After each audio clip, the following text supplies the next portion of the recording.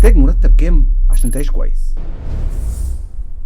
طبعا هنا كلمة تعيش كويس هي كلمة نسبية جدا ما بين فرد والتاني، فخلينا نتكلم عن أسرة مصرية عادية عبارة عن أب وأم وطفلين، وهنتكلم عن الأساسيات اللي تخلي الحياة مستقرة. لو هتدفع إيجار لشقة متوسطة في منطقة عادية فعلى الأقل تأجير هيبقى ما بين 4000 و 7000 جنيه، أكل وشرب أساسي ومحترم من غير إسراف فهنتكلم ما بين 8000 و 11000، وده أكل البيت العادي طبعا مش أوردرات ودليفري، ده لسه ما فيش كهرباء ولا غاز ولا مية ولا نت ولا اتصالات، فهنزود عليهم من 1800 ل 2800. طب في تعليم ودروس وكتب ومستلزمات دراسيه، فالتقديرات اللي هنتكلم فيها ما بين 4000 و 8000، وطبعا ده على حسب المستوى الدراسي. ولو اتكلمنا عن مصاريف تانية ضمنيه الناس بتنساها مع المصاريف، مواصلات، منظفات، مصاريف شخصيه، علاج وطوارئ لحاجات صحيه بسيطه، وطبعا ده للاسره هتكلف ما بين 5000 و 6000 جنيه. فلما نجمع الاساسيات دي كلها مع بعض هنلاقي الاسره تقريبا محتاجه ما بين 24 ل 34 الف جنيه في الشهر. وده مش معناه ان دي تسعيره اساسيه للحياه، بس دي محاوله تقريبيه ان احنا نعرف الفلوس بتروح فين. فلو الاسره محتاجه 24000 عشان تغطي احتياجاتها الاساسيه وانت مرتبك 10 او 15000 جنيه، فده معناه ايه؟